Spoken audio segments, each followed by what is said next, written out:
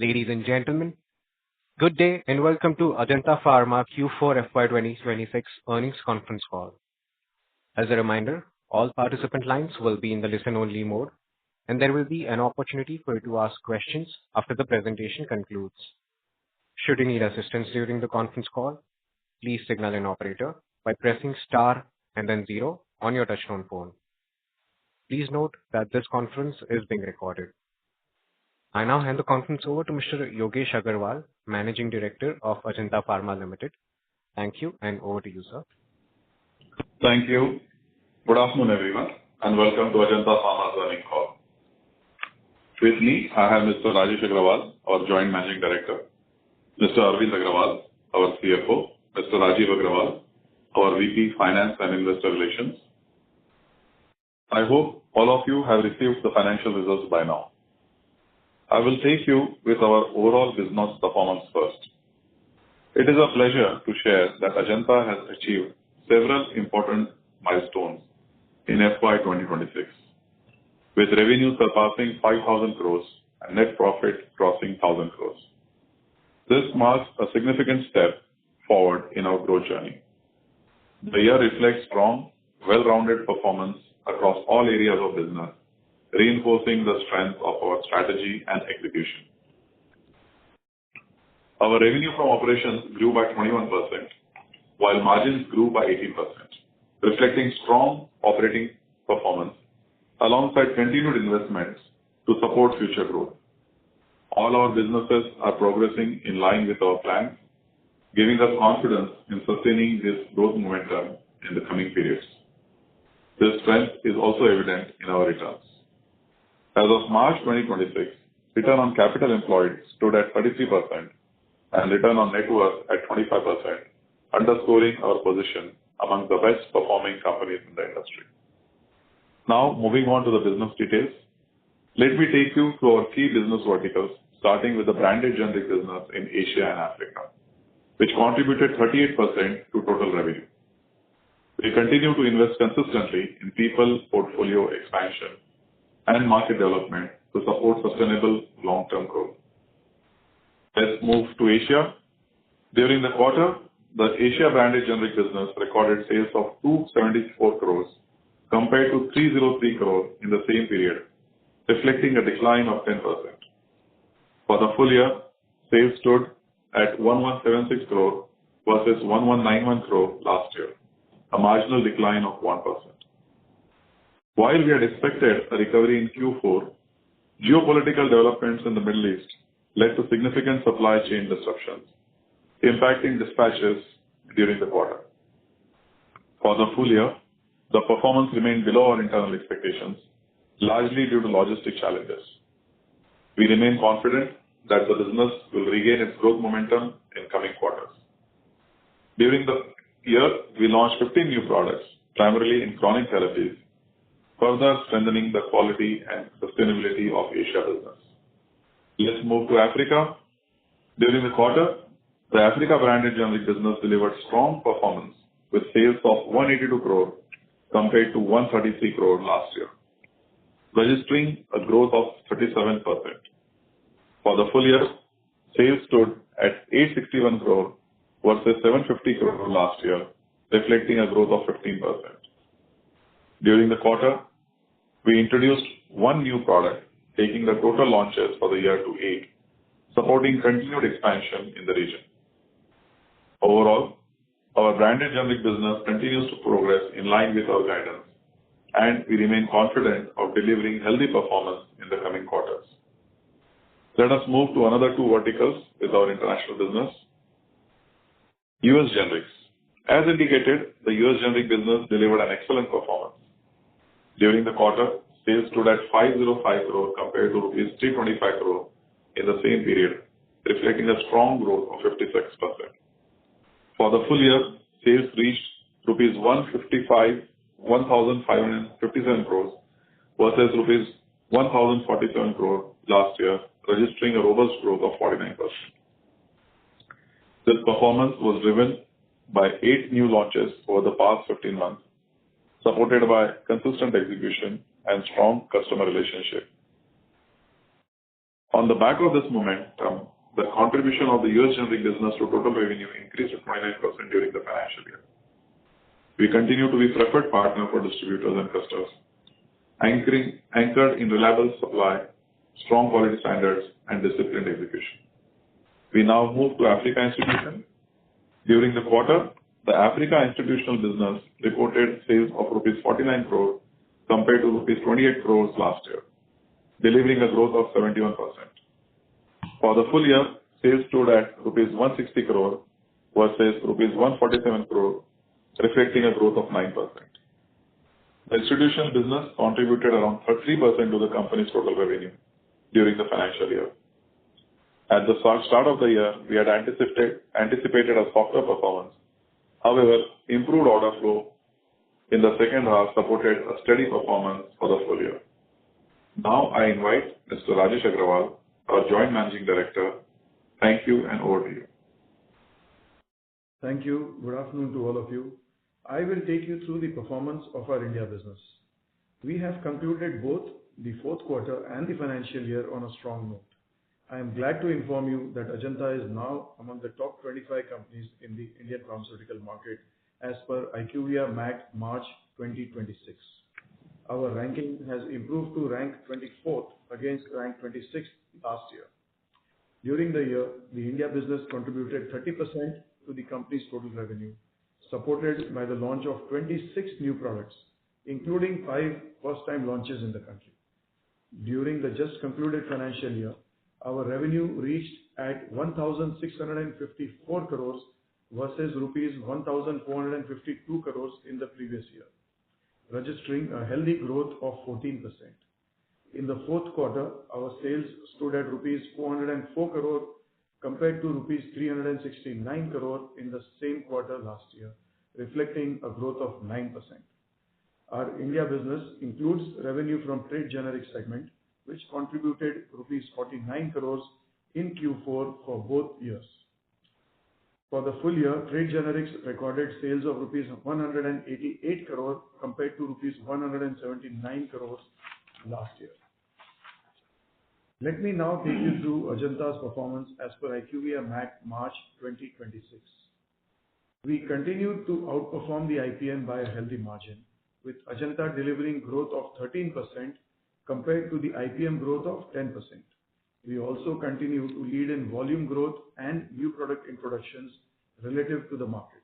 This momentum is visible across most of our key therapeutic segments, where our growth consistently exceeds the segment growth. The data variance in IQVIA for our cardiac portfolio continues for this quarter, and we are hopeful to get this resolved over time. We remain confident of sustaining our growth trajectory in the coming quarters. In the covered market, we rank among the top 5 companies in the IPM and feature within the top 10 across all our core therapeutic segments. Cardiology contributed 36% to the India branded sales, followed by ophthalmology at 31% and dermatology at 23%, with the remaining 10% coming from the pain segment. Our new therapy in gynecology is progressing well and is expected to contribute meaningfully to our future growth. During the year, we added around 300 medical representatives across our therapeutic areas, taking our total field force to approximately 3,750 MRs. The newly onboarded teams are being integrated with a clear focus on productivity and effective field execution. With this, I invite Mr. Arvind Agrawal, our CFO, to take you through the financial performance of the company. Thank you, and over to you, Arvind. Thank you, and good afternoon to all. Before I begin, I would like to mention that during this call, we may make certain forward-looking statements. These statements are based on management's current expectations and are subject to risks and uncertainties that may cause actual results to differ materially. The company does not undertake any obligation to update these statements publicly. I will now take you through the consolidated financial performance on a year-on-year basis. Coming to revenue, total revenue for the fourth quarter stood at 1,422 crore compared to 1,170 crore last year, reflecting a healthy growth of 21%. For the full year, revenue reached 5,453 crore versus 4,648 crore last year, registering a robust growth of 17%. Our diversified business model continues to support consistent growth even as certain markets experience temporary variations which are part of normal business cycle. Coming to the gross margins stood at 79% for the quarter and 78% for the full year. We expect gross margins to remain around 77% with a variation of plus or minus 1% in the coming year. Personnel cost for the quarter stood at rupees 341 crores compared to rupees 280 crore last year, reflecting an increase of 22%. For the full year, personnel cost stood at 1,291 crore versus 1,090 crore last year, an increase of 18%. This increase was partially contributed by the addition of medical representatives across our branded generics businesses. Also, during the year, the Government of India new labour code became applicable, and based on our assessment, an additional provision of rupees 9 crore has been made towards related liabilities.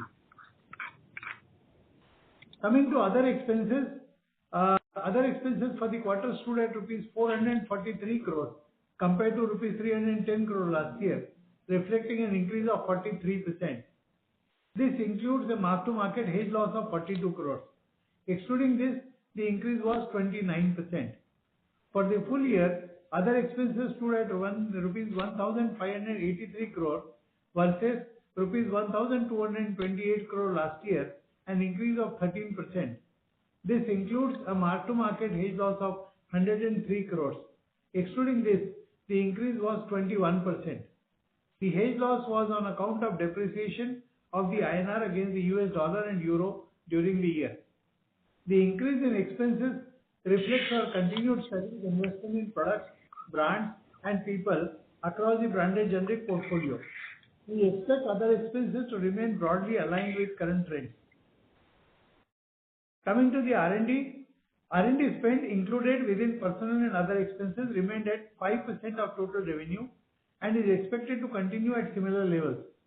R&D expenditure for the quarter stood at rupees 70 crores compared to rupees 63 crore last year, while for the full year it stood at 252 crore versus 224 crores last year. EBITDA for the quarter stood at rupees 333 crore compared to rupees 297 crore last year, reflecting a growth of 12%.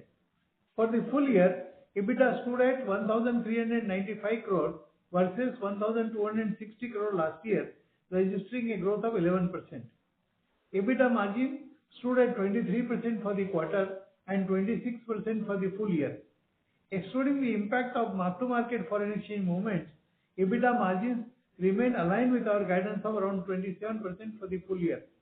The mark-to-market forex loss recorded under other expenses stood at 103 crores, while forex gain under other income stood at rupees 97 crores.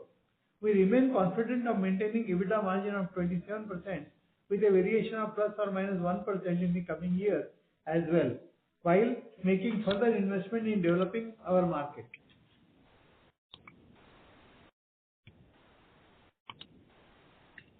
Profit after tax for the quarter stood at rupees 267 crore compared to 225 crore last year, reflecting a growth of 18%. For the full year, PAT stood at rupees 1,056 crore versus 920 crores last year, reflecting a growth of 15%. PAT margin remained steady at 19% for both the quarters and the full year. Coming to the tax rate, the effective tax rate for the year stood at 23%.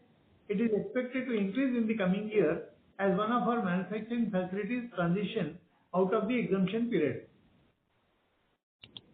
Capital expenditure for the full year stood at rupees 330 crores in line with our guidance. As we embark upon new capex cycle to meet our continued growth requirements, we expect capex to increase to around 400 crores in the FY2027, which includes 150 crore of maintenance and balance for new capacity expansion. Working capital, trade receivables stood at 125 days compared to 94 days last year, reflecting the shift from factoring to working capital loans, enabling better interest efficiency. This remains neutral to the P&L, supported by corresponding investment income. Inventory levels improved to 63 days from 72 days last year, reflecting continued focus on enhancing working capital efficiency. With this, we now open the floor for question and answer. Thank you. Thank you very much. We will now begin with the question and answer session. Anyone who wishes to ask a question may press star and then one on their touchtone phone. If you wish to remove yourself from the question queue, you may press star and then two. Participants are requested to use handsets while asking a question. Ladies and gentlemen, we will wait for a moment while the question queue assembles. Again, to register for a question, please press star and then one.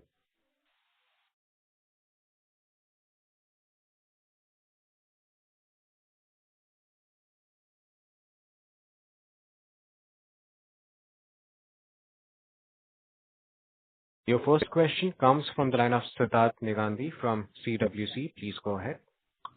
Hi, thanks for the opportunity, and congrats on a good set of numbers. Just wanted questions. One, if you could share your PCPM in the domestic business. Second, if you could give some color in terms of how are you looking at the generic semaglutide opportunity, primarily from what I understand, you're looking at this outside India, and what's the update on that?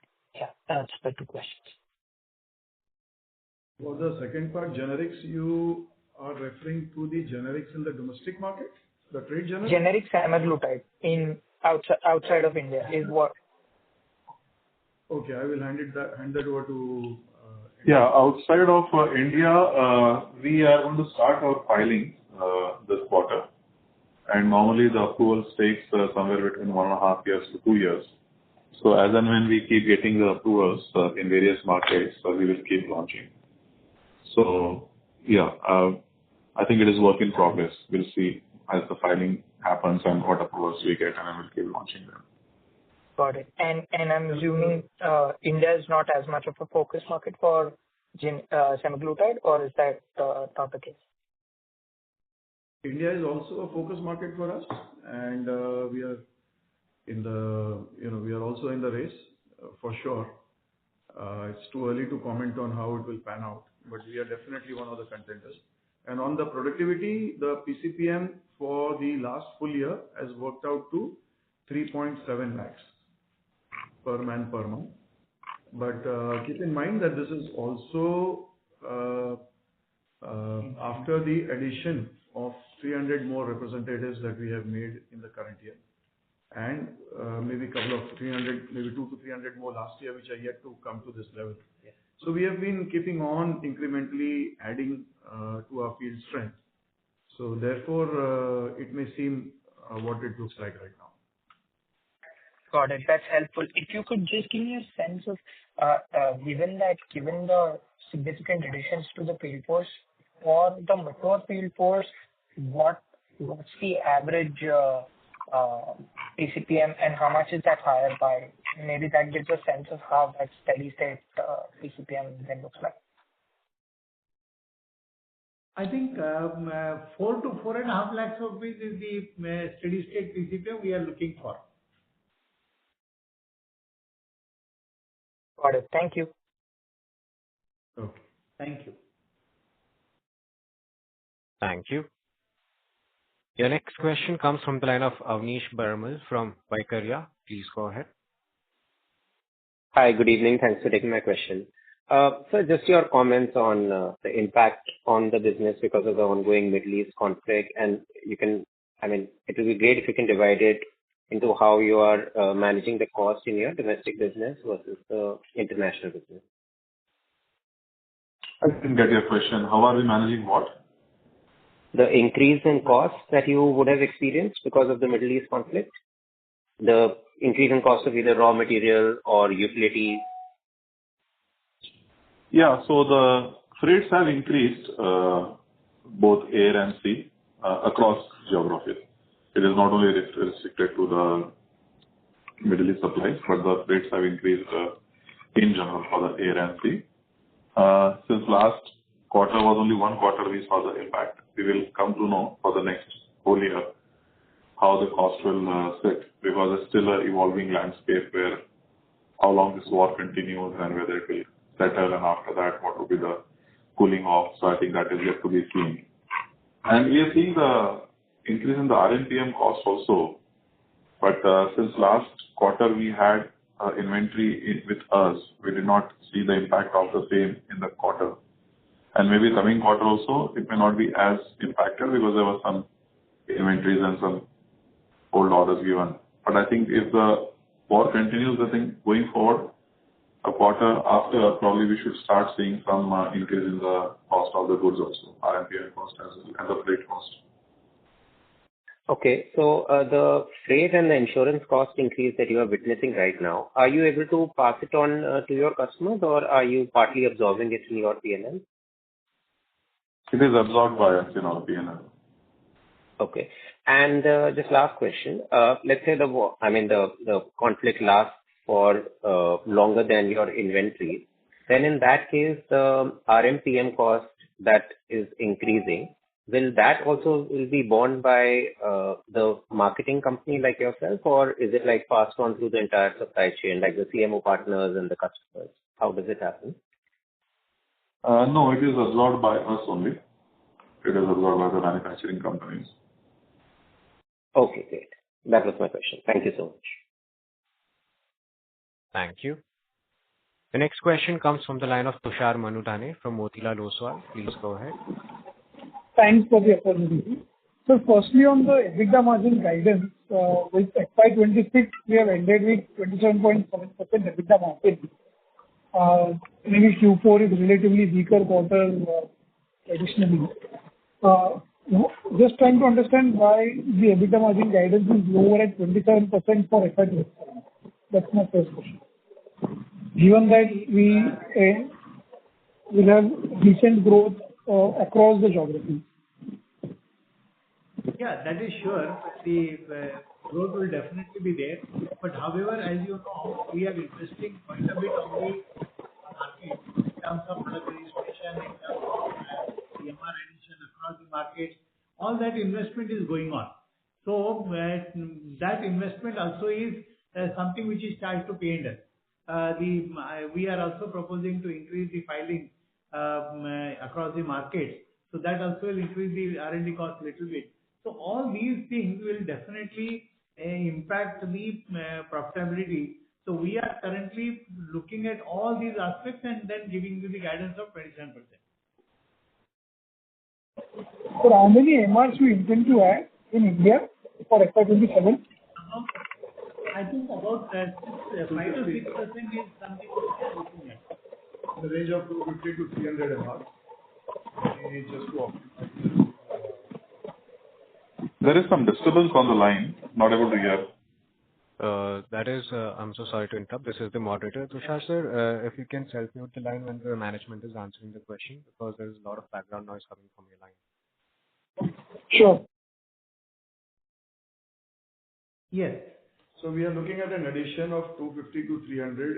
This is a very broad ballpark working. Of course, it will keep unfolding every quarter. This is to optimize the coverage as we go along. This is for India market. For Asia, Africa market also, do we intend to add MRs? Yes, we are intending to add MRs even in Asia and Africa also. Again, 5 to 6%. So you can imagine about 130, 150 people will be added there as well. And now coming back to India market MRs, this would be largely spread out across the therapies, or this is more for specific therapy as far as FY27 MR addition is concerned? Across all therapies, all teams. Got it. And just lastly, how much would have been the inventory days for US market? We don't give out such a breakup of the inventories market-wise. So broadly, not specific, but in general, how much inventory we carry for US market? Oh, that way. Normally we carry about 3 months inventory. Yeah. Okay. So effectively, which is where we are concerned that Q1 presumably can be still okay in terms of execution. But Yeah. this Middle East issue might, given that we are already sitting in May, so, what kind of sort of visibility we have as far as 2Q or maybe like the second quarter onwards, availability of material, both in terms of raw material as well as availability of finished goods for U.S. market or for other geographies. If you can, share your thoughts. So guidance which we have given is considering all those factors, considering what are the prevailing rates of RMPM, and if they will continue going forward, the freight rate, what are prevalent currently, they are going forward. So those are factored into the guidance which we have given of 27% EBITDA. So any change, positive or negative in that, will have the corresponding impact on the guidance on the coming quarter. Understood. And just on the revenue growth, maybe I missed the guidance on the revenue growth for FY27. Revenue. Yeah, go ahead. Yeah. Go ahead. No, overall for the company, we are looking at the guidance of, CFO, do you have the figure? High teens growth. High teens, yeah. Yeah. Yeah.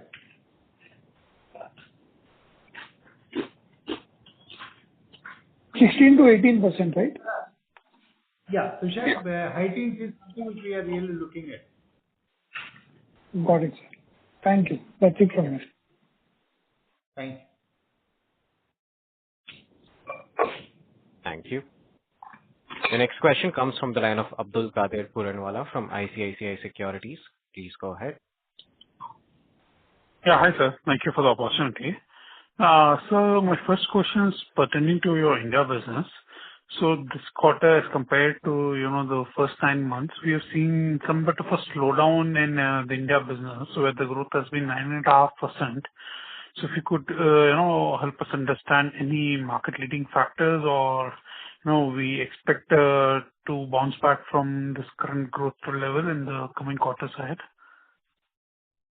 If you look at the annualized performance, we have recorded 14% growth, which is significantly higher than the IPM growth rate, as well as the covered market and the sub-therapeutic segment growth rates. This one quarter has been an aberration due to inexplicable kind of reasons. However, if I correlate that with the SMSRC prescription data as well as the IMS secondary data, they are all very positive. So, and so is our internal figure. They will all fall in line. I don't see this to be any cause of concern. Understood, sir. And then, sir, secondly, on the Asia business, where I heard your commentary, that the performance was not in line with our expectation. So any sense on, what is the kind of channel inventory into the system, and, by, say, the first half or second half, we should be back to delivering at least some sort of growth into this business? Yeah. So we have seen that logistics have been now streamlined. In a way, when I say streamlined, at least earlier the inventory stocks which were on the high seas, they got stuck.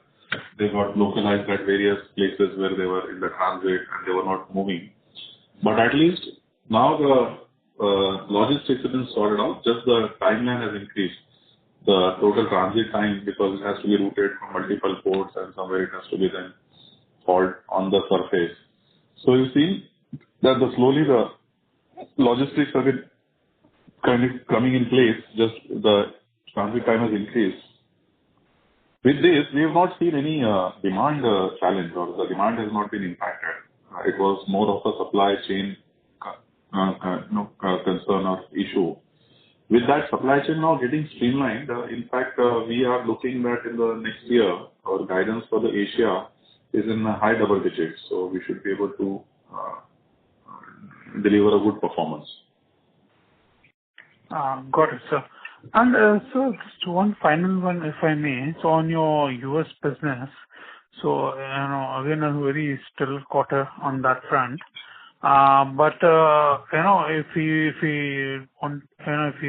you can guide us something on how the trajectory going ahead would be, and how confident are we on achieving this over 500 crores of revenue, what we have seen in this quarter and, in effect, moving into FY27? No, this whole year has been exceptionally strong on back of various things which we have been giving the commentary in the earlier earning calls of number of products we launched in last 15 months, increase in market share of some products. And also this quarter is also elevated because we have one seasonal product which is for the flu. And typically we see the demand for that or sales for that happens in this quarter. It's somewhere slightly in December, but most of it happens in this quarter, starting January. So generally the quarters is slightly elevated, and this quarter also got slightly more elevated because of another factor which I just explained.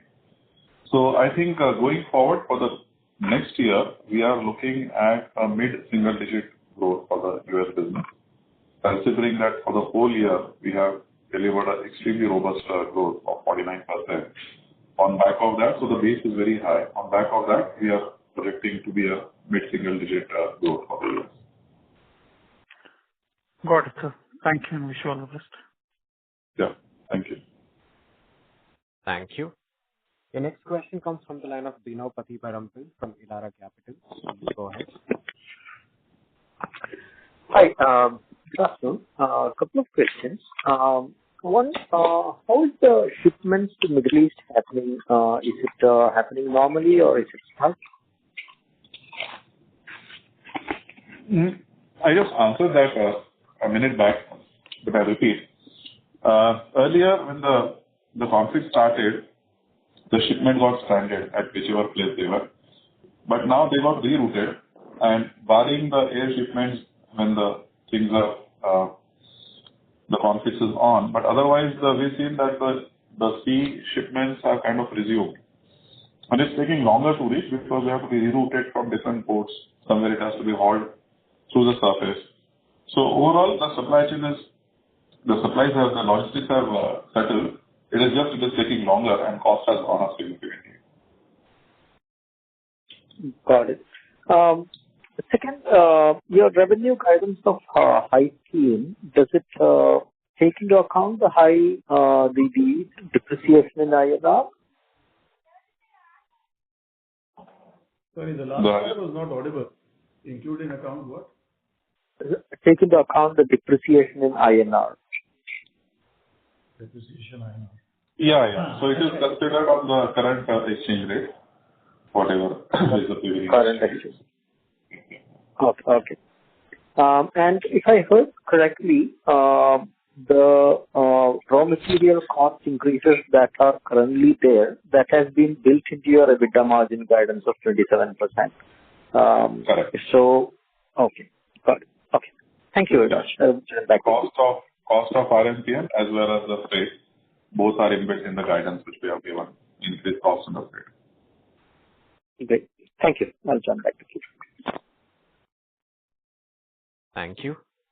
The next question comes from the line of Rohan from Envision Capital. Please go ahead. Hello. So thank you for the opportunity. So this question was in regards to the US FDA inspection that happened in our Python plant. So just wanted to understand, what is the kind of impact this can have in our plans going forward and for the supply that we are doing today. Thank you. No, so the 483, as we have informed on the stock exchange, we have got the 5 observations for our Python facility. And observations means there is some what FDA wants. There are some procedural or some other kind of things which we have to comply, meeting to the FDA requirement. So we are moving forward to submit our response to the FDA as per the prescribed timeline. And that is the thing on the 483. So, I just wanted to understand, will this impact any of our filings that we've planned to launch or any of our existing products? Just wanted to understand on that side. No. The impact is what? Impact can be seen only if there is any elevated concerns. So there are no impact on the filings also. We continue business as normal. Okay. Thank you. Thank you. The next question comes from the line of Udaya Prakash from Value Research. Please go ahead.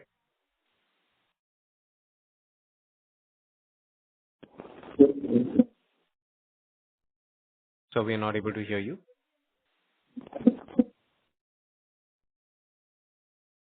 Mr. Prakash, your line is very bad. Yeah. Hello, am I audible now? This is much better, sir. Yes, please go ahead. Yeah. So I just have a couple of questions from my side. The first one being, we have been pretty consistent in terms of new product launches in the recent years. So if we could give a rough breakup on, let's say, over the last 2 years, what is the revenue generated by these new product launches? Okay, that figure, we don't have it at hand at this moment. I would encourage you to email it to the investor relations teams and we'll come back to you. However, what I can share with you is last 12 months, the breakup composition of the 13% growth which Ajanta has registered as per IQVIA now, March 2026. So our new product contribution within that is 4.7% out of 13%, as against the industry, which stands at 2.8% out of 10%. So our new product contribution is significantly higher compared to the industry new product contribution to the growth. Just to know the overall growth prospects and everything, are we highly dependent on consistent new product launches? I get that new products have to be launched, but let's say we go behind or due to some kind of issue, we are not able to follow up on the target that we have set for new product launches. Will that have a material impact on revenue, or existing products or older products will continue to grow at the same pace as they did when they were launched? Yeah, so interesting question. They are totally disconnected from one another. Our base volume growth is also much higher, 30% higher than the industry volume growth, right? So which means my legacy brands, my larger brands such as Metexcel, Cinor, the Corporate range, triple combinations and all of those are growing at a very healthy pace. So while I deliver exceptionally well on the new products, I'm also able to build better than the industry in terms of the existing and the older brands. So they're not interlinked as such, in best of my experience. Okay. And for the last question, I just want to get a picture of the promoter pledge level. If we look at the number over the last 1 year, it has risen a bit. And I get that, we pledge has to avail loan facility and everything, but since we generate adequate cash flow, we do not require much of a loan. So what is the thought process, or is it for personal reason, or is it purely for company loan facility? I just want to get a brief or overall picture on why shares have been pledged and why has it been increasing for the last 1 year.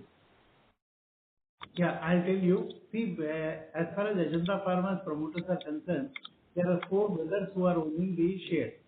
Out of that, 2 brothers, Mr. Rajesh Agrawal and Yogesh Agrawal, both of them are in the helm of Ajanta Pharma, and there are 2 other brothers who are developing their new businesses. So for their new businesses, they are pledging the share and borrowing for that. There is nothing to do with Ajanta Pharma borrowing at all. Okay. And if I could... Yogesh, yeah. Sorry? Yeah, sure. Please go ahead. Yogesh and Rajesh Agrawal, they don't have any pledge at all. So there is zero pledge from their side. It is only the other 2 brothers who are developing their new businesses, so they have pledged the shares to borrow the money. Okay. If I could just squeeze in one last question. You had given a very strong guidance for Asia business for the next year. I just want to know what is the basis for the guidance, in the sense that are you expecting growth in any particular geography, or is it any therapeutic area or any new product launches that you are anticipating? I just want to get an overall picture. I know that you cannot go into specifics, but still. Yeah, I think it is basically on the back of the low performance last year, because Asia has degrown -1% in the last year. So naturally that lower performance was basically again because of the logistic issues which are there in Middle East. I hope we should be able to really recover that and should be able to grow in as double digits. Okay. Thank you. That's it from my side. Yeah. Thank you. Before we take the next question, a reminder to everyone, you may press star and one to ask a question. The next follow-up question comes from Tushar Manudhane from Motilal Oswal. Please go ahead.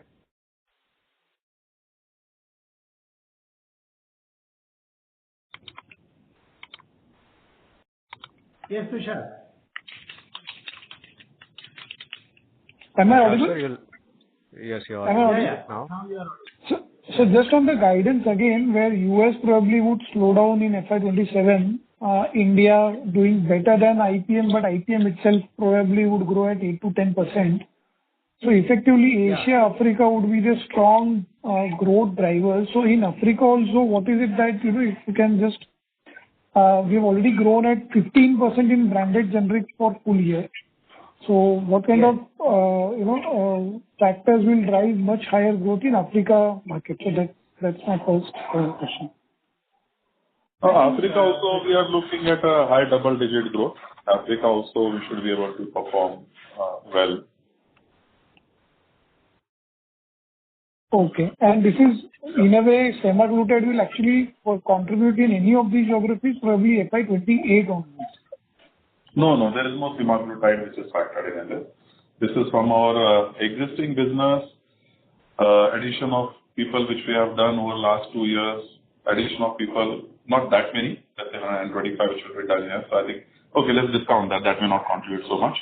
But all the new people, products which we have launched over last year or 2 years, that is going to contribute to this growth. And as far as capex is concerned, it's at the existing site, the growth capex? CFO, can you take that? Yes. This will be on the existing site because we have the extra land available in the existing site, so capex will be there. So we are looking at about 150 crores of routine capex, maintenance capex, and 250 crores of capex for the capacity additions and expansions. Got it. And just lastly, how much effective tax rate for FY27? We are expecting about 26 to 26.5%. All right, sir. Thank you. Thank you. Thank you. The next question comes from the line of Vamsi from Ask IM. Please go ahead. Hi, sir. Thanks for the opportunity and congratulations on the good set of numbers. Sir, so we have guided for a mid-single-digit growth in the US formulations business.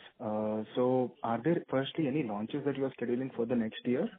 Or is it going to be that the existing base business itself is going to kind of continue at that rate? That is my first question. So there are launches which are planned. There are about 4 to 5 launches which will be planned, but they are all going to go towards the later second half of the year.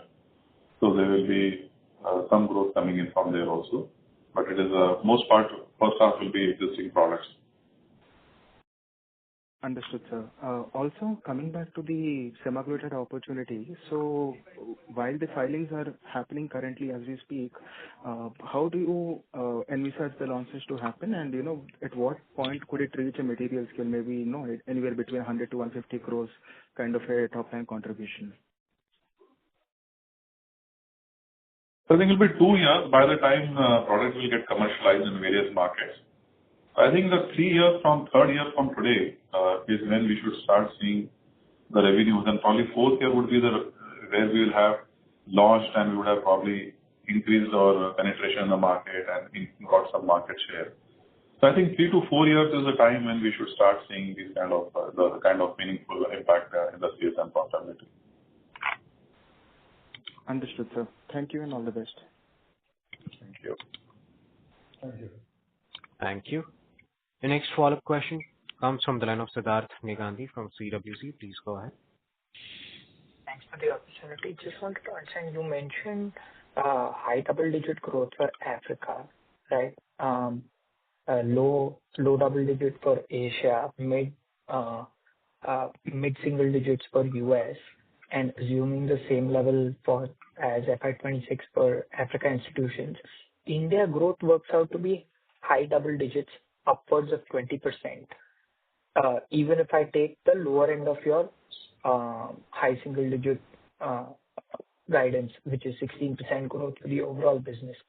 So if you could just help us get some understanding of broadly what's the range at which you're looking to grow the India business, and considering the India business has higher margins, as you mentioned earlier, despite that, what's the reason for margins coming in around 27%? Yeah, that's my question.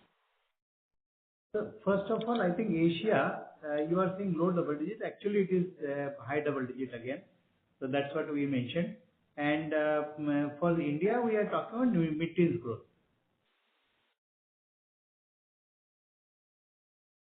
Got it. Thank you. Yeah, and then on the margins. Yeah, on the margins, I think we never said India is higher or other markets are lower. Actually, the margins are quite well spread, and the entire branded generic business is almost at the same level. The only thing which is happening is that we are investing in the market simultaneously, for the future growth. So product registrations, people additions, etc., is continuously going on. So that is why, and also we have factored in some amount of increase in the freight cost and the material price cost due to the war situation for at least about 2 to 3 months. So all that has been factored in, and on that basis, we have given you the margin guidance. Got it. Thank you. Thank you. Thank you. Your next question comes from the line of Forum Parekh from POB Capital. Please go ahead. Yeah, thank you for the opportunity. My first question is on the receivable days.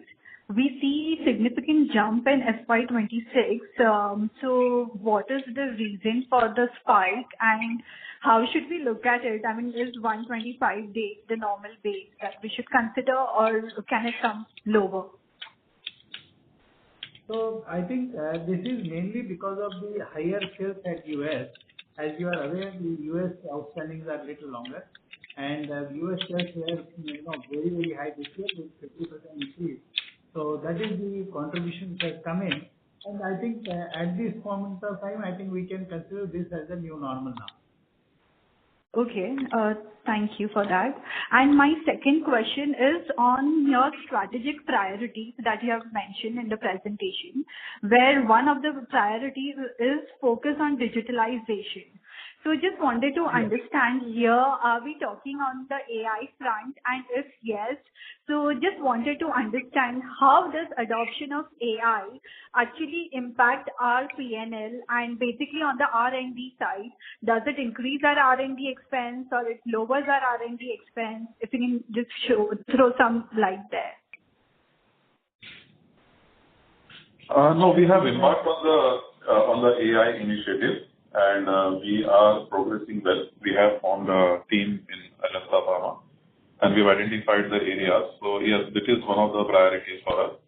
But we've been on this journey for a while, not particularly AI. AI journey started, let's say, about last 3 months or so, 6 months or so.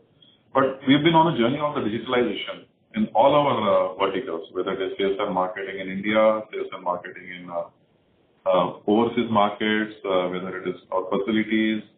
So we have a heavy digitalization, which gives us a lot of rich data. And now our plan is to integrate that, take that data and apply a layer of AI on that and see how we benefit from all this data to make quicker decisions, sound decisions. So that is going to be the next the focus for the current year, for how we want to use the data and see how we can impact, how can make use of that for the benefit and building more efficiencies. But I don't think on the R&D front there is any significant impact that will be there because of something like this, at least not in the near term.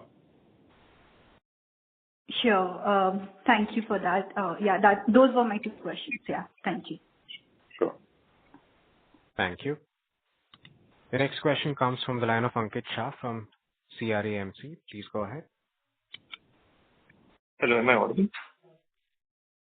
Yes, please. Yes. Thanks for the opportunity. My question pertains to the U.S. market. Are you seeing any stability in the pricing environment or any restocking demand because of the logistics disturbances in that market? Any comment on that? No, I think logistics to U.S. is not impacted. Just costs have gone up, so there is no such supply chain disruption any which way. So the market in U.S. continues normal. So whatever were the earlier factors of price erosion and things like that, they continue, which is the normal one. War has no impact on the U.S. business. Got it.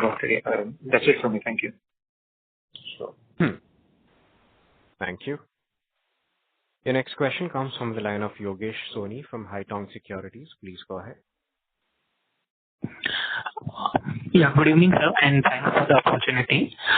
One question, I just wanted clarification on whether our U.S. business margins have improved and whether they have reached nearer to our corporate level margins. We don't give out the vertical-wise margins, so I think I'm sorry I'll not be able to share those granular details. Okay. One more question, if you could just help me understand how much is the chronic share in the combined Asia and Africa branded generics market? Because for the past few quarters, we have been focusing on growing our chronic therapy areas in these markets. So if you could help me with the numbers. I think combined figures, we may not have that right now. If you could broadly help me understand, how is the revenue split between chronic and acute in these two markets combined? Broadly, I think we can take, because some markets are chronic with 80%, some markets are with 30%. But overall, if you take, I think it will be 50% chronic at this point of time.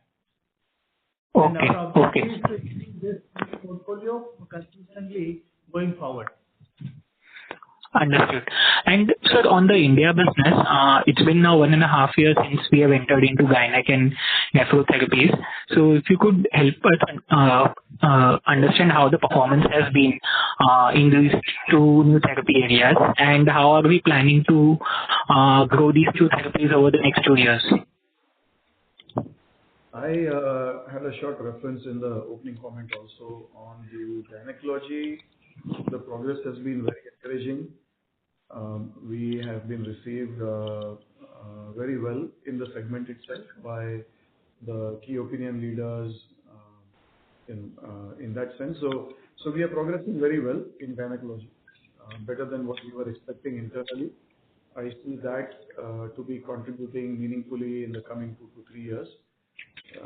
So that is as far as gynec is concerned. We will also strengthen within gynecology by way of adding more MRs in the coming year. Nephrology, as we said, was a smaller task force, if you recollect when we entered the segment. It's a much more difficult segment to have a crack at. It will take some time, and we were prepared for that.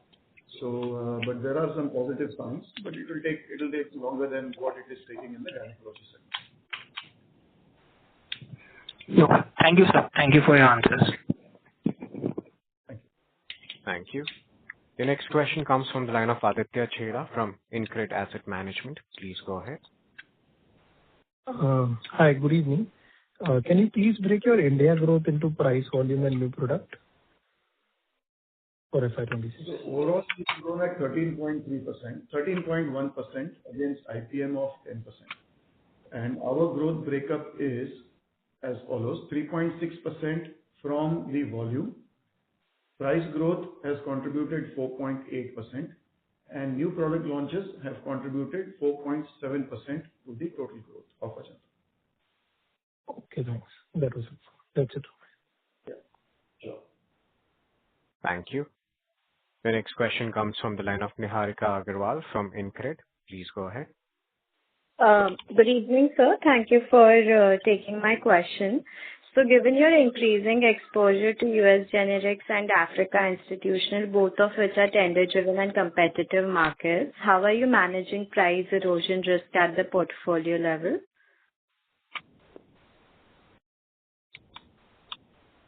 Can you come again with your question? Yeah. So I was saying, given your increasing exposure to tender-driven and competitive markets, that is U.S. generics and Africa institutional, how are you managing the price erosion risk at the portfolio level? Because both of them are, highly competitive markets. Yeah. No, we always build in the price erosion every year in the guidances which we give out. So the forward-looking guidance for the next year also for each of these businesses we have given is considering those price erosions calculations as well. All right. Thank you. That is all from my side. Sure. Thank you. As there are no further questions, I would now like to hand the conference over to Mr. Yogesh Agrawal for closing comments. Okay. Thank you, everyone. Thank you for joining this phone call today. If there are any questions which got left unanswered, please reach out to our investor relations. Thank you for joining. Thank you, everyone. Thank you, members of the management. On behalf of Ajanta Pharma, that concludes this conference. Thank you for joining us, and you may now disconnect your lines.